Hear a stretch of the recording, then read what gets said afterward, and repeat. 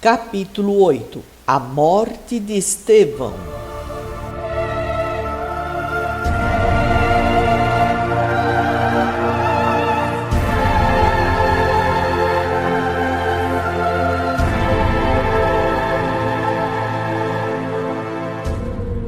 Apesar das atividades intensas, o moço de Tarso não deixara de comparecer pontualmente em casa de Zacarias, onde no coração de Abigail encontrava o necessário repouso. Se as lutas em Jerusalém consumiam-lhe as forças, perto da mulher amada parecia recobrá-las, no doce encantamento com que esperava a realização das mais caras esperanças. Tinha a impressão de que o mundo era um campo de batalha, no qual lhe cabia combater pela lei de Deus. Todavia, como o Eterno era justo e generoso, concedera-lhe, na dedicação da sua eleita, um pouso de consolação. Abigail era o seu mundo sentimental. As lutas de cada dia, as providências rigorosas que lhe impunham o cargo, a rigidez com que deveria tratar as questões confiadas ao seu foro, eram transvasadas no coração da noiva, cheio de amor, de piedade e justiça.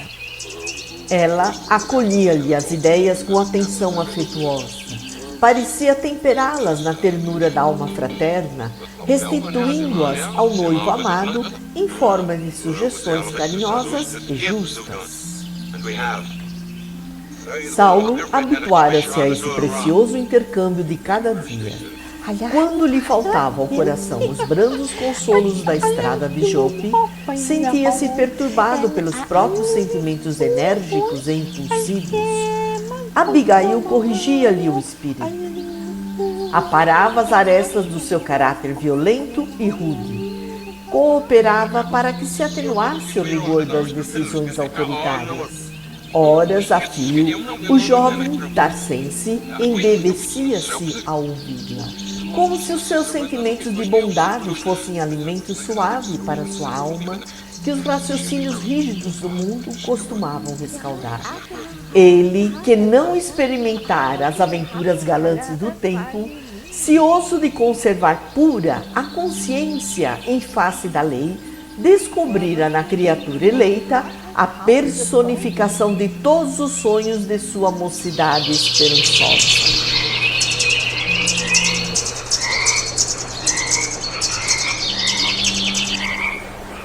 Na noite seguinte, à memorável sessão do Sinédrio, Saulo de Tarso, abandonando todas as preocupações de ordem imediata, buscou mais ansioso a residência de Zacarias. As fadigas do dia abalavam-lhe as forças.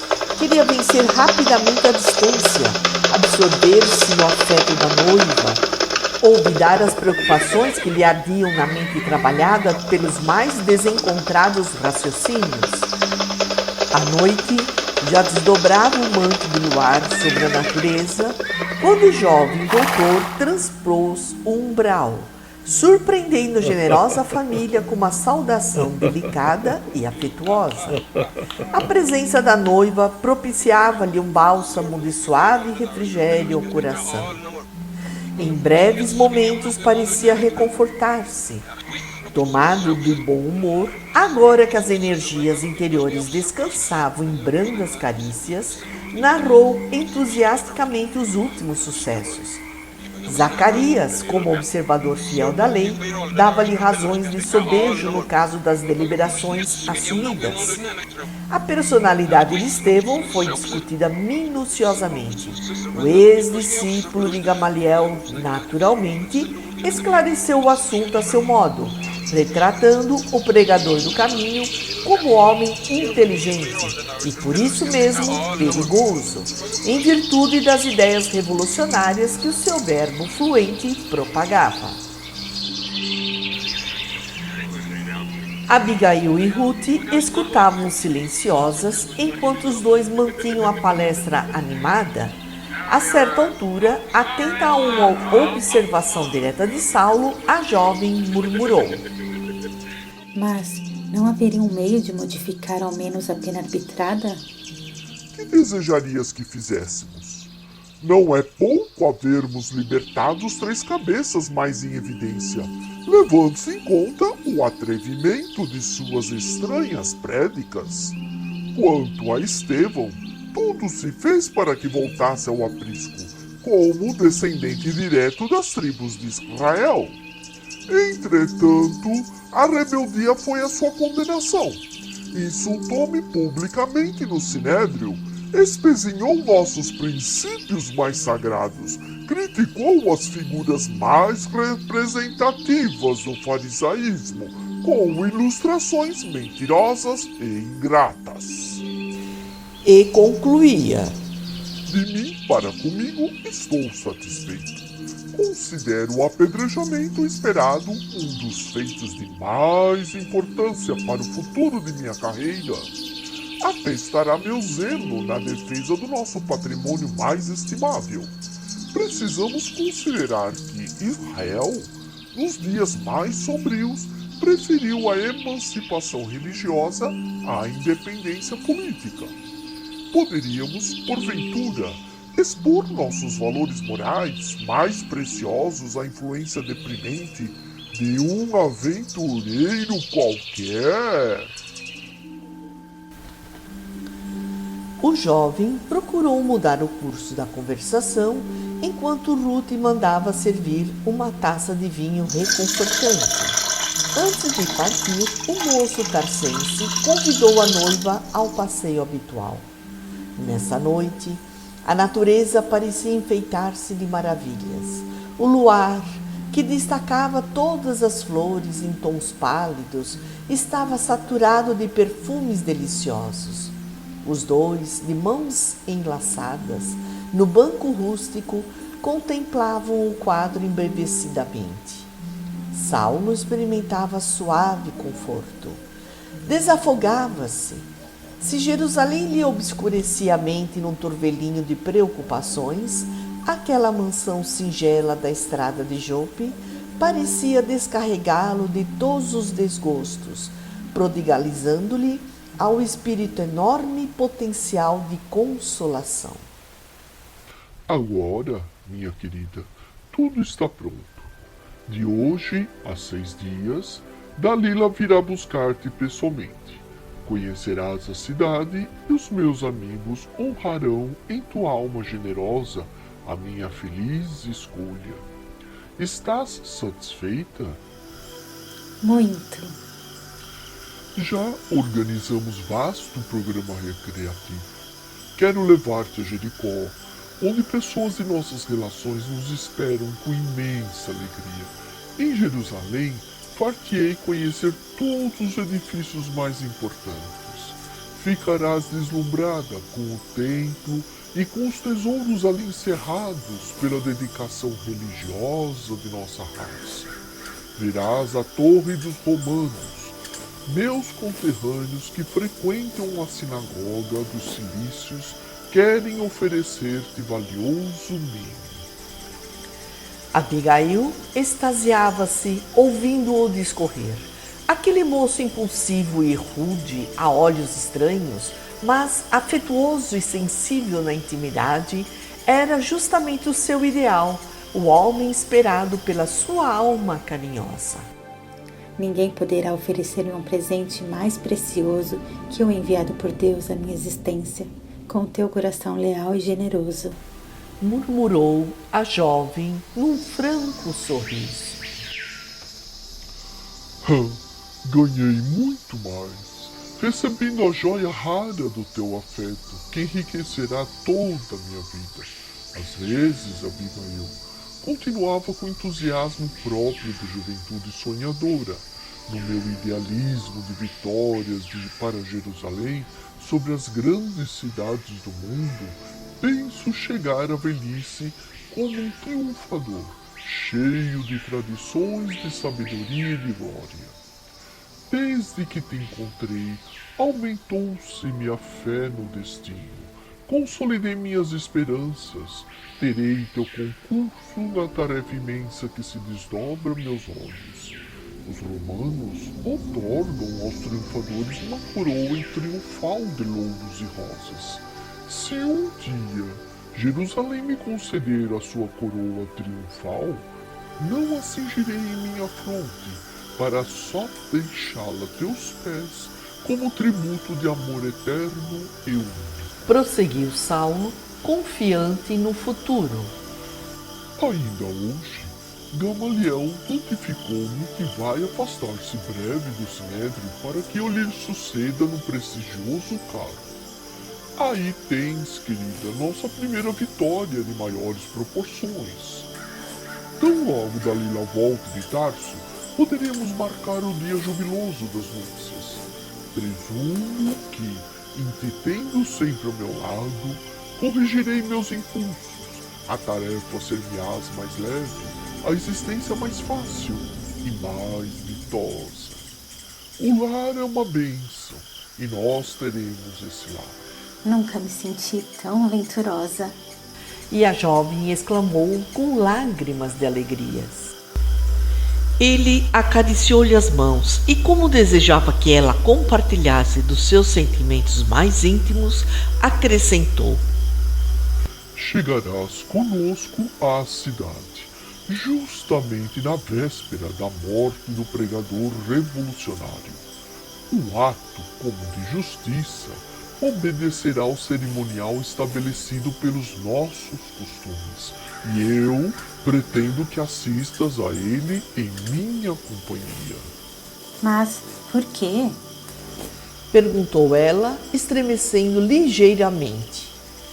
Porque lá encontraremos nossos amigos mais eminentes e desejo valer-me da oportunidade para apresentar-te indiretamente a todos eles. Não haveria um meio de me poupares a esse espetáculo? Insistiu timidamente. A morte de meu pai no suplício, diante da soldadesca brutal, jamais me saiu da mente. Saulo não dissimulou a contrariedade e respondeu: Porventura, não estarás compreendendo? O caso de Estevão é muito diferente. Trata-se de um homem sem significação para nós outros, que se arvorou em reformador sedicioso e insolente. Sua personalidade representa, de fato, a continuidade do desrespeito e do insulto à lei de Moisés, iniciados em movimento de vastas proporções por um carpinteiro alucinado de Nazaré. Achas então que se não deve punir o ladrão que assalta uma residência? Não merecerão castigo os que blasfemam no santuário do Eterno? A jovem, compreendendo que desagradaria ao noivo se lhe demonstrasse divergência de opinião, acrescentou: Vejo que tens muita razão. Não devo discutir os teus conceitos, sábios e justos. Aliás, tenho mesmo a intenção de conquistar a amizade dos teus amigos do Sinédrio, pois não perco a esperança de sua proteção para o caso de Gesiel, logo que se ofereça uma oportunidade para novas pesquisas na Acaia. Mas ouve, Saulo, se permitires, irei quando a cerimônia estiver a findar. Está dito? Notando a boa vontade conciliatória, o moço tarcense abriu o semblante num belo sorriso de satisfação. Ah, sim, ficamos de acordo. Espero, porém, que assistas a tudo com serenidade, segura de que eu só poderia tomar encargos justos e decisões estimáveis no cumprimento do dever. É lamentável que o prisioneiro se ache mostrado recalcitrante a ponto de me compelir às providências extremas. No entanto, podes crer que tudo fiz para evitar o derradeiro recurso. Empreguei todos os processos conciliatórios para dissuadi-lo de tão perigosas ilusões, mas sua conduta foi de tal modo irritante que toda a transigência se tornou praticamente impossível.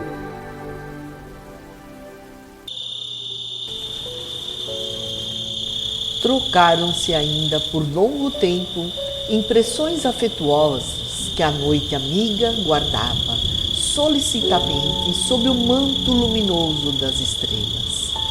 Eram juras caridosas de um amor imortal ante a bênção de Deus, tomada como objeto mais alto de seus santificados pensamentos, projetos e esperanças de futuro. Era tarde quando Saulo se despediu, regressando a Jerusalém de alma feliz.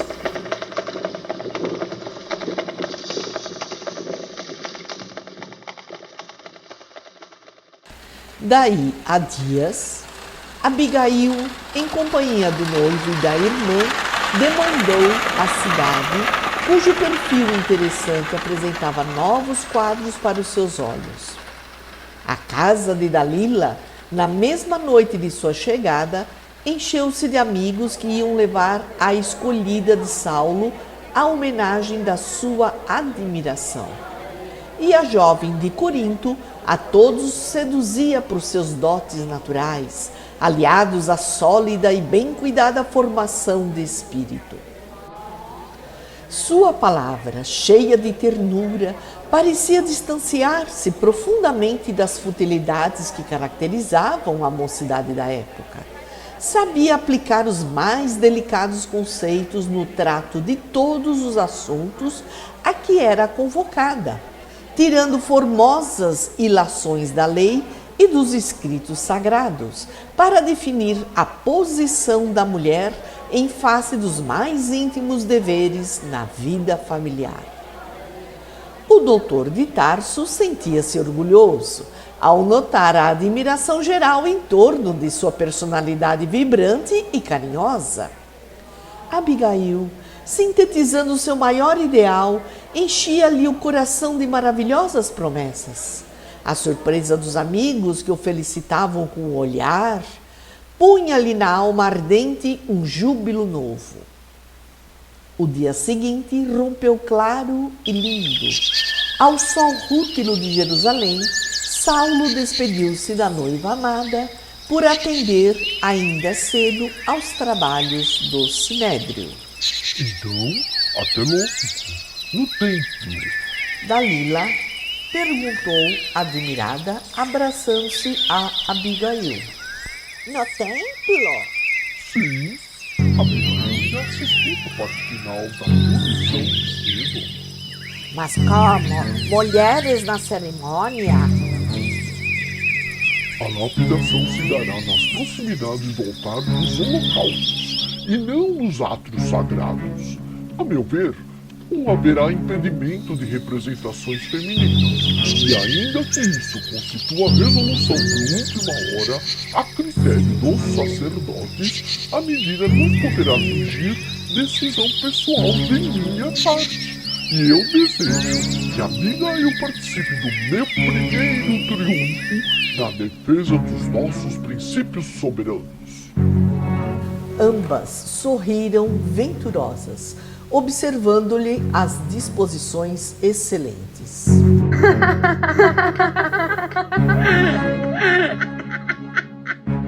Abigail, num gesto de tranquilidade e ternura, disse: Em último recurso, Saulo, não deixes de oferecer ao condenado uma derradeira oportunidade para salvar-se da morte. Após 2 meses de cárcere, é possível que tenha refundido sentimentos mais profundos. Pergunta-lhe mais uma vez se insiste em insultar a lei. O moço tarsense enviou-lhe um olhar satisfeito e reconhecido, jubiloso por verificar tanta grandeza de coração, e acrescentou: Assim farei. Nesse dia, desde muito cedo, o mais alto tribunal de Israel apresentava desusado movimento. A execução do pregador do caminho constituía objeto de largos comentários. Sobretudo, os fariseus faziam questão de todos os informes. Ninguém queria perder o angustioso espetáculo. A igreja modesta de Simão Pedro, entretanto, não ousou aproximar-se para qualquer indagação. Saulo, como perseguidor declarado e usando das prerrogativas da investidura legal, mandara anunciar que nenhum adepto do caminho poderia assistir à execução a efetivar-se num dos grandes pátios do santuário. Longas filas de soldados foram dispostas na grande praça para dispersar quaisquer grupos de mendigos que se tomassem com intuitos desconhecidos. E desde as primeiras horas da manhã, numerosos pedintes de Jerusalém eram corridos das imediações a golpes de chofare. Depois do meio-dia, autoridades e curiosos reuniam-se, ávidos de sensação, no recinto do Sinédrio, em abafado vozerio. Aguardava-se o sentenciado, que chegou finalmente cercado de escolta armada, como se fora um malfeitor comum. Estevão apresentava-se bastante desfigurado, embora o semblante não traísse a peculiar serenidade. O passo tardio, o cansaço extremo, as equimoses das mãos e dos pés patenteavam os pesados tormentos físicos que lhe eram infligidos à sombra do calabouço. A barba crescida alterava-lhe o aspecto fisionômico. Todavia, os olhos tinham a mesma fulgurância da cristalina bondade. Em meio da curiosidade geral, Saulo de Tarso o encarou satisfeito. Estevão pagaria, afinal, as incompreensões e os insultos. No instante atrasado, o doutor, inflexível, fez a leitura do libelo. Antes, porém, de pronunciar a sentença última, fiel ao que prometera, mandou que os soldados empurrassem o condenado até a sua tribuna. Enfrentando o pregador do Evangelho sem qualquer expressão de piedade, interrogou com aspereza: Estarias disposto agora a jurar contra o carpinteiro Nazareno? Lembra-te que é a última oportunidade de conservares a vida. Tais palavras, pronunciadas mecanicamente, soaram de modo estranho aos ouvidos do moço de Corinto, que as recebeu na alma sensível e generosa como novos dardos de ironia. Não insultes o Salvador. Nada no mundo me fará renunciar à sua tutela divina. Morrer por Jesus significa uma glória, quando sabemos que ele se imolou na cruz pela humanidade inteira. Mas uma corrente de impropérios cortava-lhe a palavra. Basta! Apedrejemo-lo quanto antes! Morte ao imundo! Abaixe o feiticeiro! Blasfemo! Caluniador! A gritaria tomava proporções assustadoras. Alguns fariseus mais irritados, burlando os guardas, aproximaram-se de Estevão, tentando arrastá-lo sem compaixão. Entretanto, ao primeiro puxão na gola rota, um pedaço da túnica arrafada ficava-lhes nas mãos. Foi necessária a intervenção da força armada para que o moço de Corinto não fosse estraçalhado ali mesmo pela multidão furiosa e delirante. Saulo, em altas vozes, ordenou a intervenção dos soldados, que queria a execução do discípulo do Evangelho, mas com todo o cerimonial previsto. Saiam! Estevão tinha agora o rosto enrubescido e envergonhado. Seminu foi auxiliado por um legionário romano a recompor os sobejos da veste em frangalhos, acima dos rins, para não ficar inteiramente nu. Com a mão trêmula, pelos maus tratos recebidos, procurava limpar a saliva que os mais exaltados lhes haviam esputado em pleno rosto. Forte pancada no ombro causava-lhe intensa dor no braço todo. Compreendeu que lhe chegavam os últimos instantes da vida. A humilhação doía-lhe fundo, mas recordou as descrições de Simão a respeito de Jesus, no derradeiro transe. Em frente de Herodes Antipas, o Cristo sofrera dos israelitas idênticas ironias. Fora açoitado, ridicularizado, ferido, quase nu, suportara todos os agravos sem uma queixa, sem uma expressão menos digna. Ele que amara os infelizes, que trabalhava por fundar uma doutrina de concórdia e de amor para todos os homens, que abençoara os mais desgraçados e os acolhera com carinho, recebera o galardão da cruz em suplícios imensuráveis. E Estevão pensou: quem sou eu e quem era o Cristo? Essa íntima interrogação propiciava-lhe certo consolo. O príncipe da paz fora arrastado pelas ruas de Jerusalém sob o escárnio das maiores injúrias, e era o Messias esperado, o ungido de Deus. Porque, sendo ele homem falível, portador de numerosas fraquezas, haveria de hesitar no momento do testemunho? E com pranto a escorrer-lhe no rosto lacerado, escutava a voz cariciosa do mestre no coração: Todo aquele que desejar participar do meu reino, negue-se a si mesmo, tome sua cruz e siga os meus passos. Era preciso negar-se para aceitar o sacrifício proveitoso.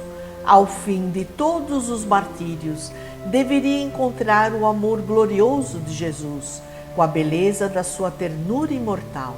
O pregador humilhado e ferido recordou o passado de trabalhos e esperanças.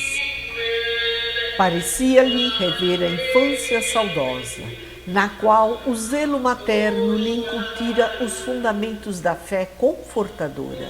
Depois, as nobres aspirações da mocidade, a dedicação paterna, o amor da irmãzinha que as circunstâncias do destino lhe haviam arrebatado. Ao pensar em Abigail, experimentou certa angústia no coração. Agora que deveria enfrentar a morte, desejava revê-la para as últimas recomendações. Relembrou a derradeira noite em que haviam permutado tantas impressões de ternura, tantas promessas fraternais na lôbrega prisão de Corinto. Apesar dos movimentos renovadores da fé, de cujos trabalhos compartilhava ativamente em Jerusalém, jamais pudera esquecer o dever de procurá-la, fosse onde fosse. Enquanto em derredor se multiplicavam impropérios no turbilhão de gritos e ameaças revoltantes, o sentenciado chorava com as suas recordações. Socorrendo-se das promessas do Cristo no Evangelho, experimentava brando alívio. A ideia de que a irmãzinha ficaria no mundo, entregue a Jesus, suavizava-lhe as angústias do coração. Mal não saíra das suas dolorosas reminiscências, ouviu a voz imperiosa de Saulo, dirigindo-se aos guardas. Algemai-o novamente. Tudo está consumado. Sigamos para o átrio.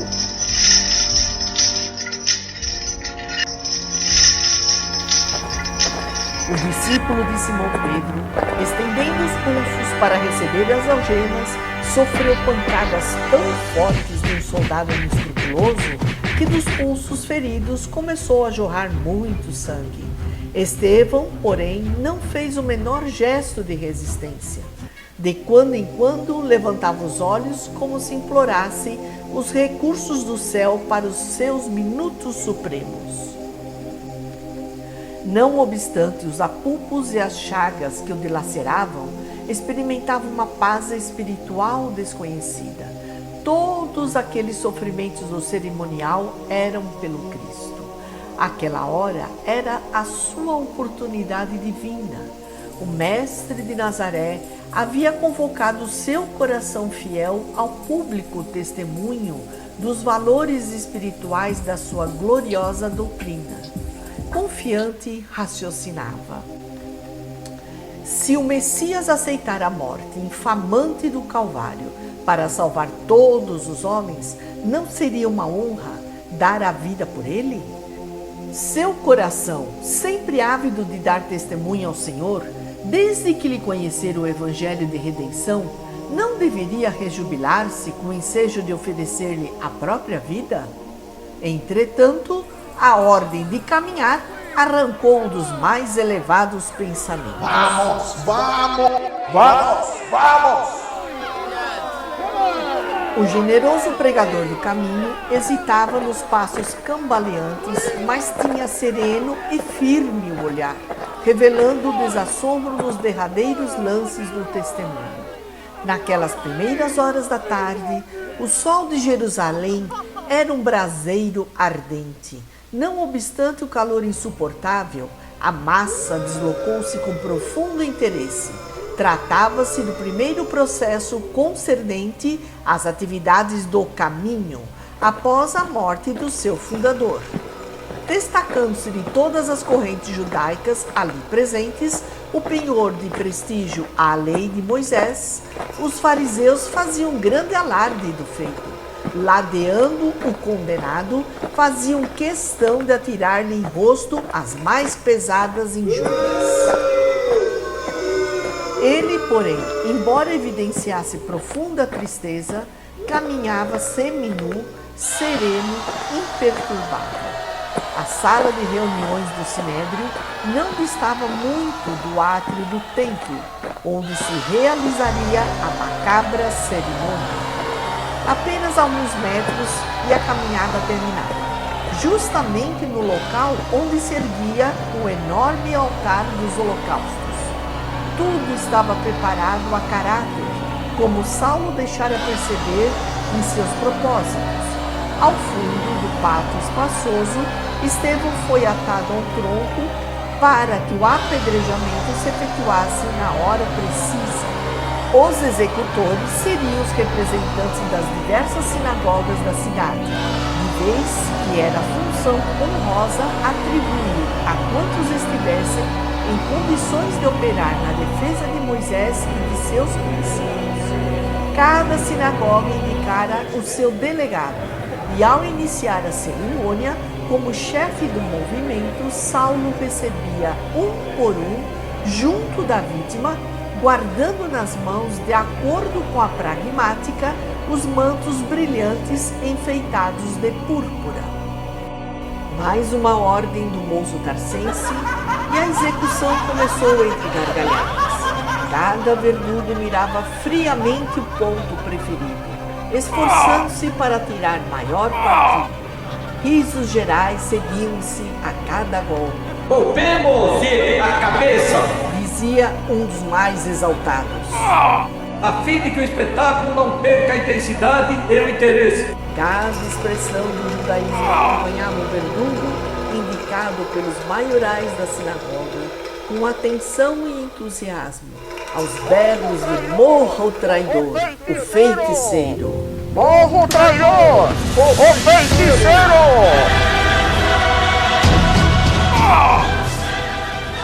Fere no coração, em nome dos cilícios!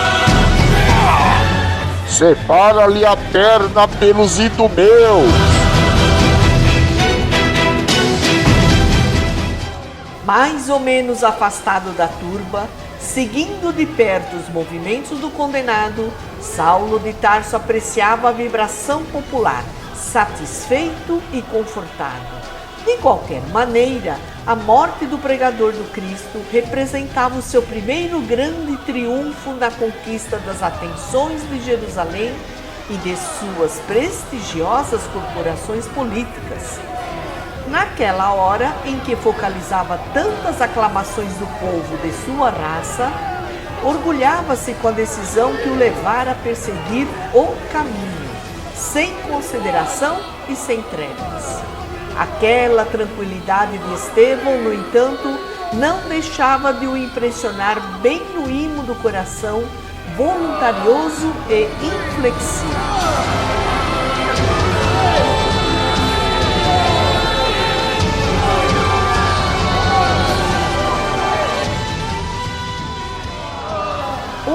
poderia ele aurir tal serenidade? Sob as pedras que o alvejavam, aqueles olhos encaravam os algozes sem pestanejar, sem revelar temor nem turbação.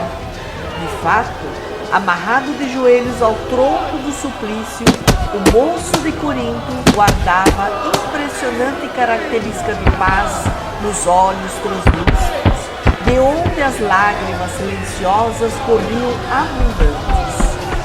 O peito descoberto era uma chaga sangrenta. As vestes esfranguelhadas colavam-se ao corpo, empastadas de suor e sangue.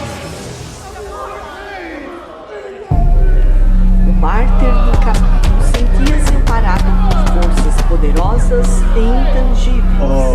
A cada novo golpe, sentia recrudescer os padecimentos infinitos que lhe assorragavam o corpo macerado. Mas no íntimo, guardava a impressão de uma lenidade sublime. O coração batia descompassadamente. O tórax estava coberto de feridas profundas, as costelas fraturadas. Nesta hora suprema, recordava os mínimos laços de fé que o prendiam a uma vida mais alta. Lembrou todas as orações prediletas da infância. Fazia o possível para fixar na retina o quadro da morte do pai supliciado e incompreendido. Intimamente repetia o Salmo 23 de Davi, qual o fazia junto da irmã nas situações que pareciam insuperáveis. O Senhor é meu pastor, nada me faltará. As expressões dos escritos sagrados, como as promessas do Cristo no Evangelho, estavam-lhe no âmago do coração. O corpo quebrantava-se no tormento, mas o espírito estava tranquilo e esperançoso. Agora, tinha a impressão de que duas mãos cariciosas passavam de leve sobre as chagas doloridas, proporcionando-lhe branda sensação de alívio. Sem qualquer receio, percebeu que lhe havia chegado o suor da agonia.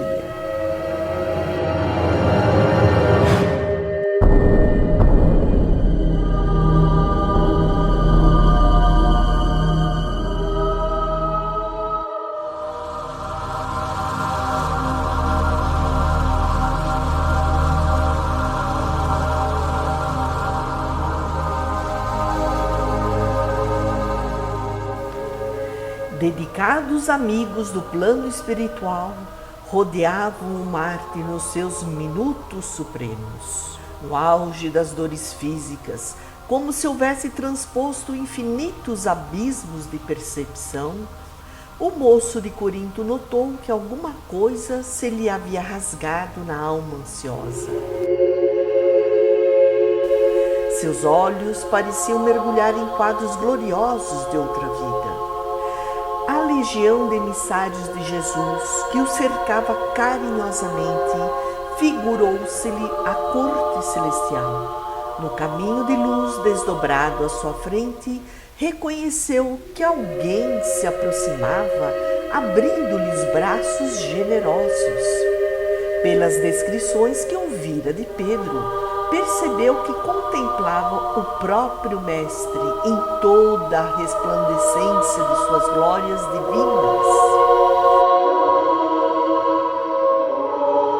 Saulo observou que os olhos do condenado estavam estáticos e fulgurantes. Foi quando o herói cristão, movendo os lábios, exclamou em voz alta: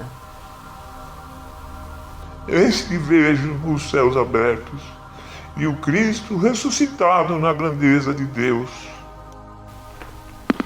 Viram então que duas mulheres jovens aproximavam-se do perseguidor com gestos íntimos. Dalila entregou Abigail ao irmão, despedindo-se logo para atender ao chamado de outra amiga. A noiva terna cingia uma túnica moda grega que mais lhe realçava o formoso rosto. Fosse pela dolorosa cena em curso ou pela presença da mulher amada, percebia-se que Saulo estava um tanto perplexo e sensibilizado. Dir-se-ia que a coragem indomável de Estevão o levara a considerar a tranquilidade desconhecida que deveria reinar no espírito do mártir. Em face da gritaria que a rodeava e notando a miserável situação da vítima, a jovem mal pôde conter um grito de espanto. Que homem era aquele, atado ao tronco do suplício? Aquele peito arfante, empastado de sangue, aqueles cabelos, aquele rosto pálido que a barba crescida desfigurava, não seriam de seu irmão? Ah, como falar das ansiedades imensas na surpresa imprevista de um minuto? Abigail tremia. Seus olhos aflitos acompanhavam os menores movimentos do herói, que parecia indiferente no êxtase que o absorvia. Embalde, Saulo chamava-lhe a atenção, discretamente, de modo a poupá-la de penosas impressões. A moça parecia nada ver além do sentenciado a esvair-se no sangue do martírio. Lembrava-se agora. Em se afastando do calabouço depois da morte do pai, foi assim mesmo que deixara Gesiel na posição de suplício. O tronco execrável, as algemas impiedosas e o pobrezinho de joelhos. Tinha ímpetos de atirar-se à frente dos algozes, esclarecer a situação, saber a identidade daquele homem. Nesse instante, ignorando-se alvo de tão singular atenção, o pregador do caminho saiu de sua impressionante imobilidade.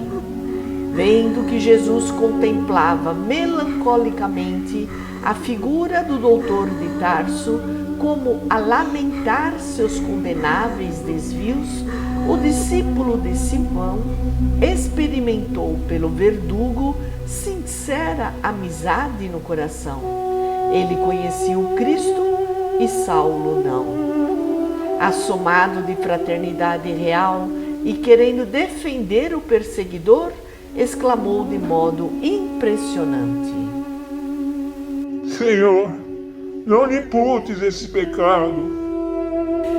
Dito isso, voltou os olhos para fixá-los no verdugo amorosamente. Eis, porém, que divisou junto dele a figura da irmã, trajada como nos dias de júbilo, na casa paterna. Era ela a irmãzinha amada, por cujo afeto tantas vezes lhe palpitara o coração de saudade e de esperança. Como explicar sua presença? Quem sabe havia sido também levada ao reino do Mestre e regressava com ele em espírito para trazer-lhe as boas-vindas de um mundo melhor? Quis bradar sua alegria infinita, atraí-la, ouvir-lhe a voz nos cânticos de Davi, morrer embalado pelo seu carinho, mas a garganta já não timbrava. A emoção dominara-o na hora extrema. Sentiu que o mestre de Nazaré acariciava-lhe a fronte, onde a última pedrada abrira uma flor de sangue. Ouvia muito longe vozes argentinas que cantavam hinos de amor sobre os gloriosos motivos do Sermão da Montanha. Incapaz de resistir por mais tempo ao suplício, o discípulo do Evangelho sentia-se desfalecer. Escutando as expressões do condenado e recebendo-lhe o olhar fulgurante e límpido, Abigail não pôde dissimular a angustiosa surpresa. Exclamou aterradamente: Saulo! Saulo! É meu irmão! O doutor de Tarso gaguejou baixinho, arregalando os olhos. Que dizes? Não pode ser! Enlouqueceste? Não! Não! É ele! É ele! e repetia, tomada de extrema palidez. É Gesiel! Querido, conceda-me 1 minuto. Deixe-me falar ao moribundo apenas 1 minuto. É impossível! Replicou o moço contra a feita. E Abigail, torcendo as mãos, exclamava: Saulo, pela lei de Moisés, pelo amor de nossos pais, atende.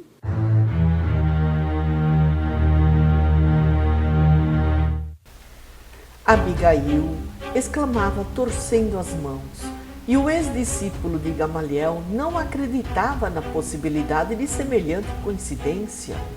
Além do mais, havia diferença do nome. Convinha esclarecer esse ponto antes de tudo. Certo, a falsa impressão de Abigail se desfaria ao primeiro contato direto com o agonizante. Sua índole, sensível e afetuosa, justificava o que, a seu ver, era um absurdo. Conjugando essas reflexões de um segundo, falou à noiva com austeridade. Irei contigo identificar o moribundo, mas até que possamos fazer, cala suas impressões. Nenhuma palavra, ouviste? É necessário não esquecer a respeitabilidade do local em que te encontras. Logo após, chamava um funcionário de alta categoria secamente. Manda levar o cadáver para o gabinete dos sacerdotes. Senhor, o condenado ainda não está morto. Não me importa, vai assim mesmo, pois arrancarei a confissão de arrependimento na hora extrema. A determinação foi cumprida sem mais demora.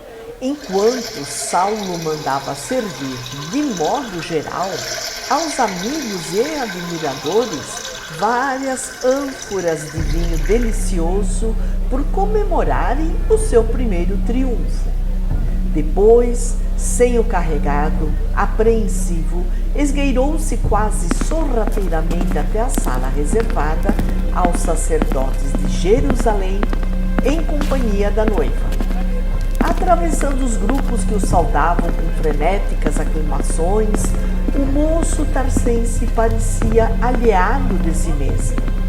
Conduzia Abigail pelo braço delicadamente, mas não lhe dirigia palavra. A surpresa emudecera-o. E se Estevão fosse de fato aquele Gesiel que aguardavam com tamanha ansiedade?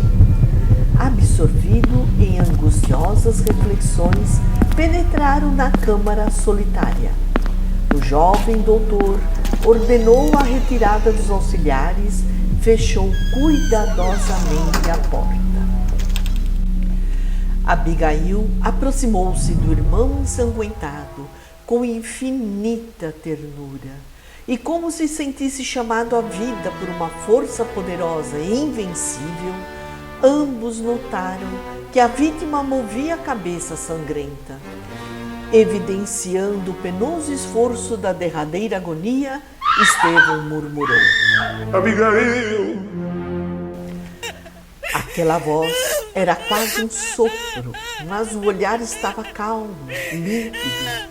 Ouvindo-lhe a expressão vacilante e arrastada, o jovem tarcense recuou tomado de espanto. Que significava tudo aquilo? Não poderia duvidar. A vítima de sua perseguição implacável era o irmão bem-amado da mulher escolhida. Que mecanismo do destino engendrara semelhante situação que lhe havia de amargurar toda a vida? Onde estava Deus, que não o inspirara no dédalo das circunstâncias que o levaram até aquele irremediável, cruel desfecho? Sentiu-se possuído de um pesar sem limites. Ele que elegera Abigail o anjo tutelar da existência, seria obrigado a renunciar a esse amor para sempre. O orgulho de homem não lhe permitiria desposar a irmã do suposto inimigo, confessado e julgado reles criminoso. Aturdido, deixou-se ali ficar como se força incoercível o chumbasse ao solo, transformando-o em objeto de insuportáveis ironias. Ao ver o irmão, Abigail exclamou, osculando e regando de lágrimas a fronte do moribundo. Gesiel, como te vejo eu? Parece que o suplício te durou desde o dia em que nos separamos. E soluçava.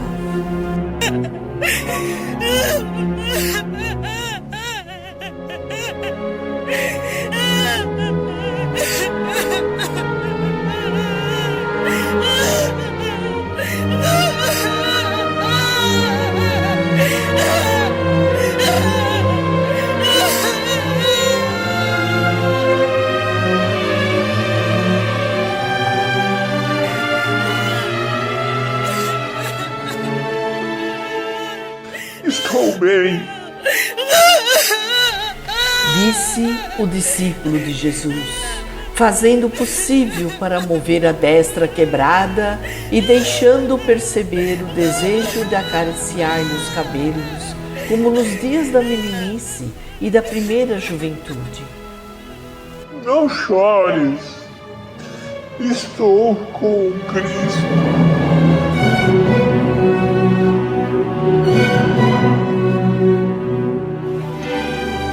Quem é o Cristo? Por que te chamam Estevão?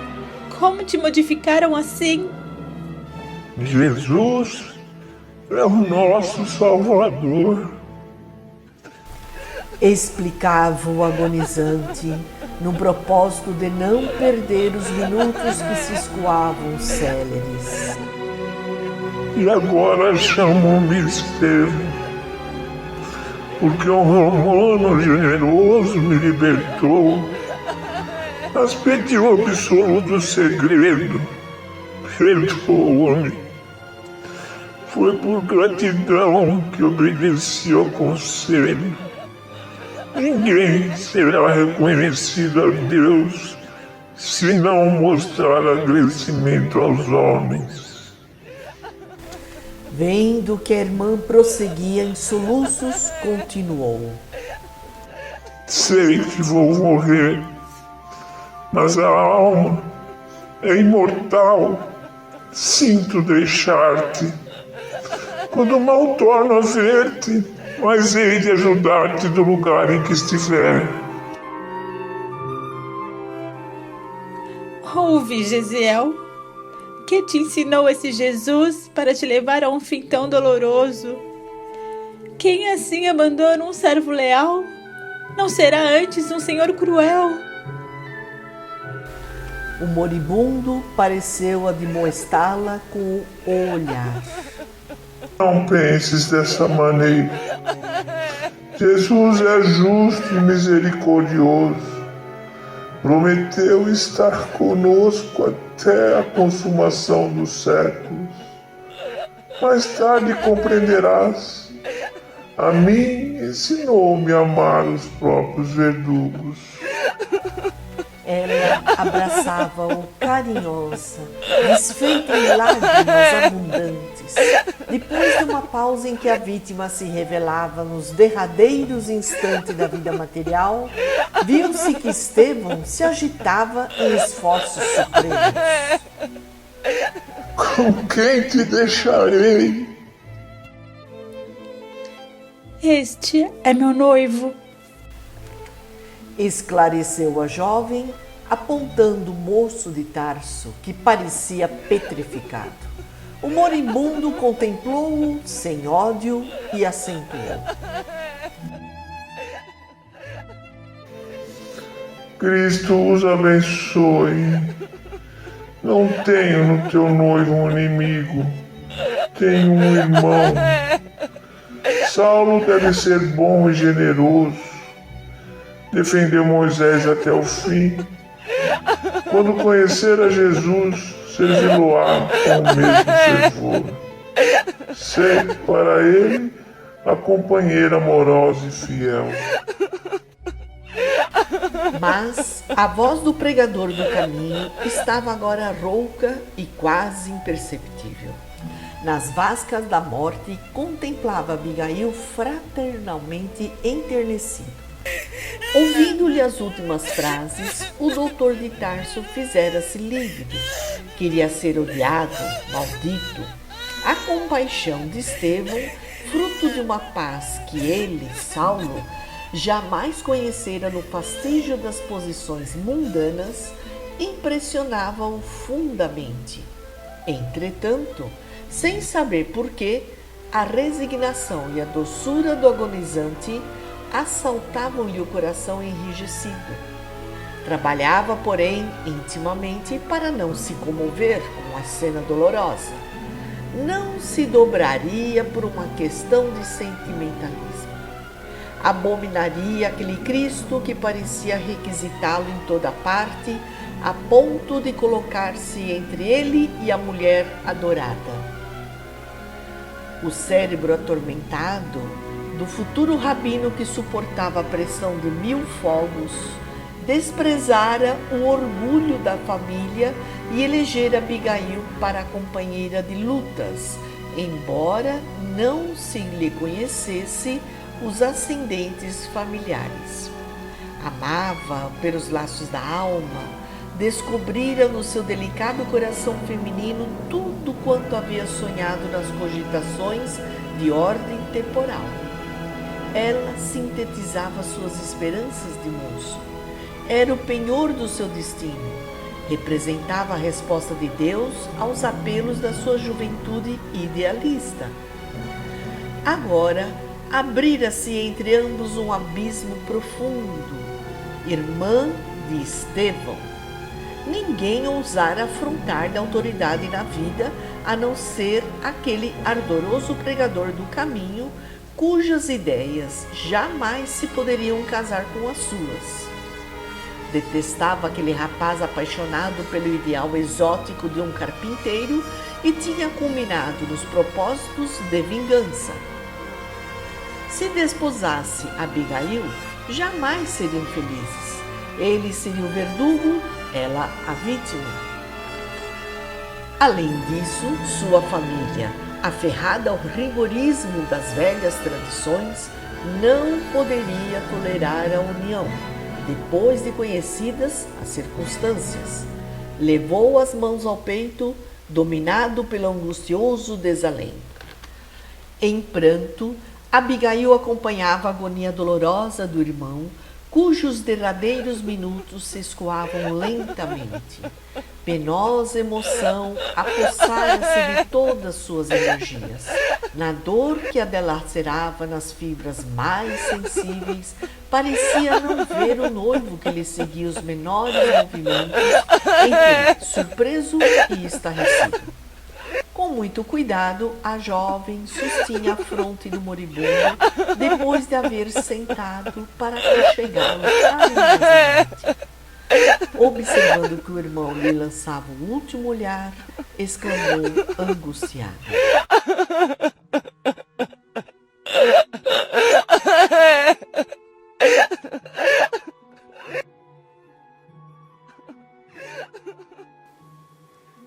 Gesiel, não te vás. Fica conosco. Nunca mais nos separaremos. Ele, quase a expirar, ciciava: A morte não separa os que se amam. E como se houvera lembrado algo de muito grato ao coração, arregalou os olhos desmesuradamente numa expressão de imenso júbilo. Como no Salmo de Davi, podemos dizer que o amor e a misericórdia seguiram todos os dias de nossa vida. A jovem escutava-lhe as derradeiras palavras comovidíssima. Enxugava-lhe o suor sanguinolento do rosto, que se iluminava de uma serenidade superior.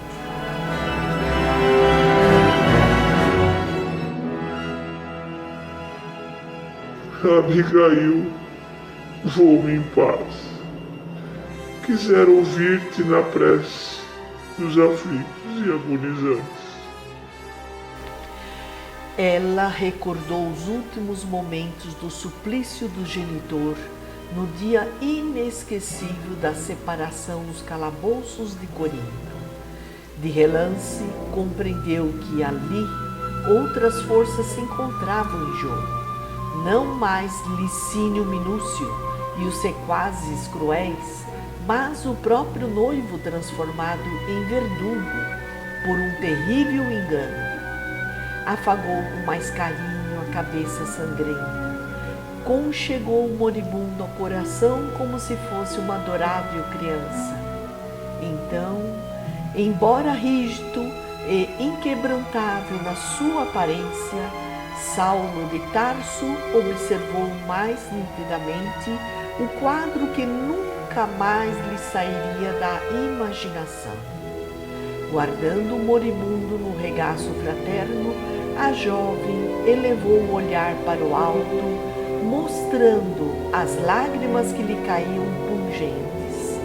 Não cantava, mas a oração lhe saía dos lábios, como a súplica natural do seu espírito a um Pai amoroso que estivesse invisível.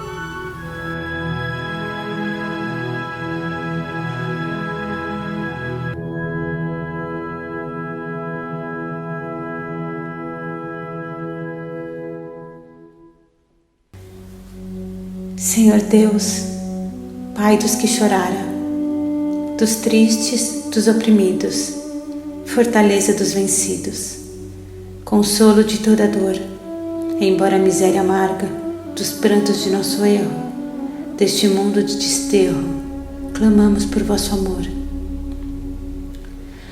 Nas aflições do caminho, na noite mais tormentosa, vossa fonte generosa é o bem que não secará.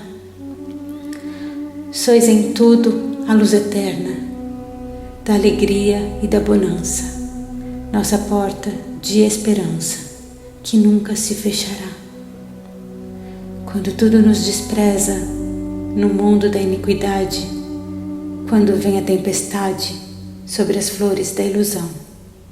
Ó Pai, sois a luz divina, o cântico da certeza, vencendo toda aspereza, vencendo toda aflição.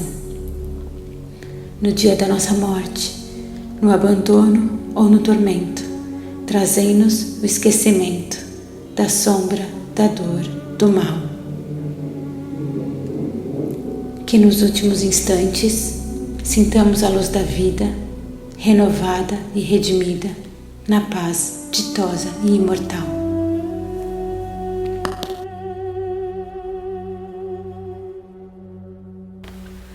Terminada a prece, Abigail tinha o rosto orvalhado de pranto.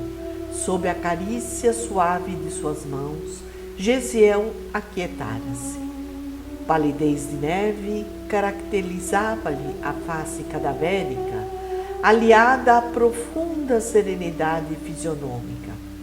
Saulo compreendeu que ele estava morto, e enquanto a jovem de Corinto se levantava cuidadosamente, como se o cadáver do irmão requisitasse toda a ternura do seu espírito bondoso, o moço tarcense aproximou-se de senho carregado e falou com austeridade.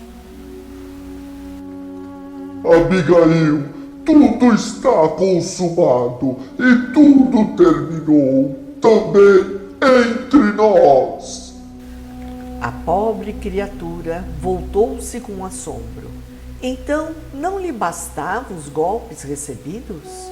Seria possível que o noivo amado não tivesse uma palavra de conciliação generosa naquela hora difícil da sua vida? Receberia a humilhação mais fria com a morte de Gesiel e ainda por cima o abandono? Consternada por tudo que viera encontrar em Jerusalém, entendeu que precisava utilizar todas as energias para não cair nas provas ríspidas que lhe haviam sido reservadas. e viu logo que no orgulho de Saulo não encontraria consolação. No momento, chegou às mais latas conclusões quanto ao papel que lhe competia em tão embaraçosas conjunturas. Sem recorrer à sensibilidade feminina, cobrou ânimo e falou com dignidade e nobreza. Tudo terminado entre nós? Por quê? O sofrimento não deveria escorraçar o amor sincero. Não me compreendes? Replicou o orgulhoso rapaz. Nossa união tornou-se inexequível. Não poderei desposar a irmã de um inimigo de maldita memória para mim. Fui infeliz escolhendo esta ocasião para a tua visita a Jerusalém. Sinto-me envergonhado, não só diante da mulher com quem nunca mais poderei unir-me pelo matrimônio, como perante os parentes e amigos, pela situação amarga que as circunstâncias interpuseram no meu caminho. Abigail estava pálida e penosamente surpreendida. Saulo, não te envergonhes perante meu coração. Jesiel morreu estimando-te. Seu cadáver nos escuta. Não posso obrigar-te a desposar-me, mas não transformes nossa afeição em ódio surdo. Sê meu amigo. Ser-te-ei eternamente grata pelos meses de ventura que me deste. Voltarei amanhã para a casa de Ruth. Não te envergonharás de mim. A ninguém direi que Jesiel era meu irmão, nem mesmo a Zacarias. Não quero que algum amigo nosso te considere um carrasco. Observando-a naquela generosidade humilde, o moço de Tarso teve ímpetos de estreitá-la ao coração, como se o fizera a uma criança. Quis avançar, apertá-la contra o peito, cobrir-lhe de beijos a fronte bondosa e inocente. Súbito, porém, vieram-lhe à mente os seus títulos e atribuições. Via Jerusalém revoltada, tisnando-lhe a reputação de amargas ironias. O futuro rabino não poderia ser vencido. O doutor da lei rígida e implacável devia sufocar o homem para sempre. Mostrando-se impassível, replicou em tom áspero. Aceito o teu silêncio em torno das lamentáveis ocorrências deste dia. Voltarás amanhã para a casa de Ruth, mas não deves esperar a continuação das minhas visitas, nem mesmo para a cortesia injustificável, porque, na sinceridade de nossa raça, os que não são amigos são inimigos. A irmã de Jesiel recebia aquelas explicações com um espanto profundo. Então, abandonas-me inteiramente assim? Não estás desamparada. Tens os teus amigos da estrada de Jope. Mas afinal, por que odiaste tanto a meu irmão? Ele foi sempre bondoso. Em Corinto nunca ofendeu a ninguém. Saulo esclareceu contrafeito e ríspido. Era pregador do malfadado carpinteiro de Nazaré. Além disso, humilhou-se diante da cidade inteira. Abigail, compelida pela severidade das respostas, calou-se inteiramente.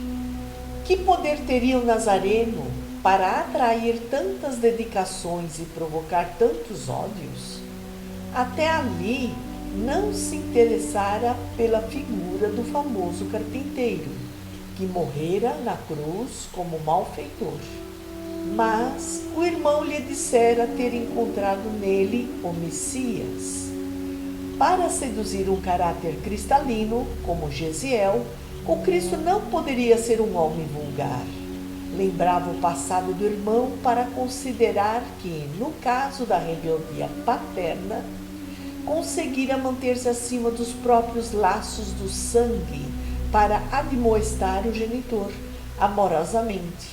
Se tivera forças para analisar os atos paternos com o preciso discernimento, era preciso que aquele Jesus fosse muito grande, para que a ele se consagrasse, oferecendo-lhe a própria vida ao recobrar a liberdade.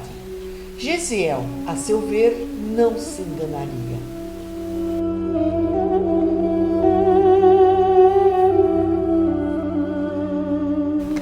Conhecendo-lhe a índole do berço, não era possível que se deixasse iludir em suas convicções religiosas. Sentia-se, agora, atraída para aquele Jesus desconhecido e odiado injustamente. Ele ensinara o irmão a bem-querer os próprios verdugos. Que lhe não reservaria, pois, ao seu coração, sedento de carinho e de paz? As últimas palavras de Gesiel exerciam sobre ela uma influência profunda. Abismada em profundas cogitações, notou que Saulo abrira a porta, chamando alguns auxiliares que se precipitaram para cumprir-lhe as ordens. Em poucos minutos, os despojos de Estevão eram removidos, enquanto amigos numerosos cercavam o jovem par, expansivamente loquazes e satisfeitos. Olha, que é isso? Perguntou um deles a Abigail ao notar-lhe a túnica manchada de sangue. O moço tarcense, desejoso de antecipar, se explicou. O sentenciado era israelita e, como tal, amparamo-lo na hora extrema. Um olhar mais severo deu a entender à jovem quanto devia conter as emoções próprias, longe e acima das ocorrências verídicas. Daí a minutos, o velho Gamaliel chegava e solicitava ao discípulo alguns momentos de atenção, em particular. E Gamaliel lhe disse com bondade: Saulo, espero partir na semana próxima para além de Damasco. Vou descansar junto de meu irmão e aproveitar a noite da velhice para meditar e repousar o espírito. Já fiz a necessária notificação no Sinédrio e no templo. Acredito que, dentro de poucos dias, serás efetivamente provido no meu cargo. O interpelado fez um ligeiro gesto de agradecimento, cuja frieza mal disfarçava o abatimento que lhe ia na alma. Entretanto, solicitamente tenho um último pedido a fazer-te. É que tenho Simão Pedro em conta de um amigo. Esta confissão poderá escandalizar-te, mas sinto-me bem ao fazê-la. Acabo de receber sua visita pedindo a minha interferência para que o cadáver da vítima de hoje seja entregue à Igreja do Caminho, onde será sepultado com muito amor. Sou o intermediário do pedido e espero não me recuses o obséquio. Dizes vítima? A existência de uma vítima pressupõe um algoz e eu não sou verdugo de ninguém. Defendi a lei até o fim. Surpreso, Gamaliel compreendeu a objeção e replicou de forma mais assertiva. Não vejas laivo de recriminação nas minhas palavras. Nem a hora, nem o local. Tampouco se prestam a discussões. Mas, para não faltar a sinceridade que em mim sempre reconheceste, devo dizer-te rapidamente que venho chegando a profundas conclusões a respeito do chamado carpinteiro de Nazaré. Tenho refletido maduramente na sua obra entre nós. Todavia, estou velho e alquebrado para iniciar qualquer movimento renovador no seio do judaísmo. Em nossa existência, chega uma fase em que não nos é lícito intervir nos problemas coletivos, mas, em qualquer idade, podemos e devemos operar a iluminação ou o aprimoramento de nós mesmos. É o que eu vou fazer. O deserto, na majestade silenciosa do isolamento, constituiu sempre a sedução dos nossos antepassados. Sairei de Jerusalém, fugirei do escândalo que as minhas novas ideias e atitudes certo provocariam. Buscarei a solidão para encontrar a verdade. Saulo de Tarso estava estupefato. Também Gamaliel parecia sofrer a influenciação de estranhos sortilégios. Sem dúvida, os homens do caminho os enfeitiçaram, desbaratando-lhe as últimas energias. O velho mestre acabara capitulando numa atitude de consequências imprevisíveis. Ia impugnar, discutir, chamá-lo à realidade, quando o venerando mentor da mocidade farisaica, deixando entrever que percebia as vibrações antagônicas do seu espírito ardoroso, sentenciou: Já sei o teor da tua resposta íntima. Julgas-me fraco, vencido, e cada qual analisa como pode. Mas não me leves ao enfado das controvérsias. Aqui estou somente para solicitar-te um favor, e espero não mo negues. Poderei providenciar para remover os despojos de Estevão imediatamente? Via-se que o moço de Tarso hesitava, premido por singulares pensamentos. Concede, Saulo. É o último obséquio ao velho amigo. Concedo. Gamaliel despediu-se com um gesto de sincero reconhecimento. Novamente, rodeado de muitos amigos que procuravam alegrá-lo, o jovem doutor da lei revelava-se muito alheio de si mesmo. Debalde erguia a taça das saudações. O olhar vago, cismativo, demonstrava o profundo alheamento em que se engolfara. Os inesperados acontecimentos acarretaram-lhe à mente um turbilhão de pensamentos angustiados. Queria pensar, desejava recolher-se em si mesmo para o exame necessário das novas perspectivas do seu destino, mas, até ao pôr do sol, foi obrigado a manter-se no quadro das convenções sociais, atendendo aos amigos até ao fim. Alegando necessidade de trocar as vestes ensanguentadas, Abigail retirara-se logo após a entrevista de Gamaliel. Na casa de Dalila, entretanto, a pobrezinha foi acometida de febre alta, penalizando e alarmando a todos os que lá se encontravam. Ao cair da noite, Saulo regressava ao lar da irmã, onde lhe comunicaram o estado da enferma. Resolvido a imprimir novos rumos à vida, procurou sufocar a própria emoção para encarar os fatos com a naturalidade possível. Em lágrimas, a jovem de Corinto pediu que a reconduzissem à casa de Zacarias, receando a marcha da enfermidade. Em vão, Dalila e os parentes procuraram intervir com recursos afetuosos. A súplica de Abigail ao espírito enérgico de Saulo foi exposta comovedoramente. E dentro da severidade que lhe caracterizava as atitudes, o ex-discípulo de Gamaliel tomou todas as providências para satisfazê-lo. E à noitinha, com muito cuidado, modesta carreta saía de Jerusalém pela estrada de Jope. Ruth recebeu a jovem nos braços, emocionada e aflita. Ela e o marido recordaram então que somente com a morte do pai, Abigail tivera febre tão alta, acompanhada de abatimento tão profundo. De senho carregado, Saulo os ouvia, esforçando-se por dissimular a emoção.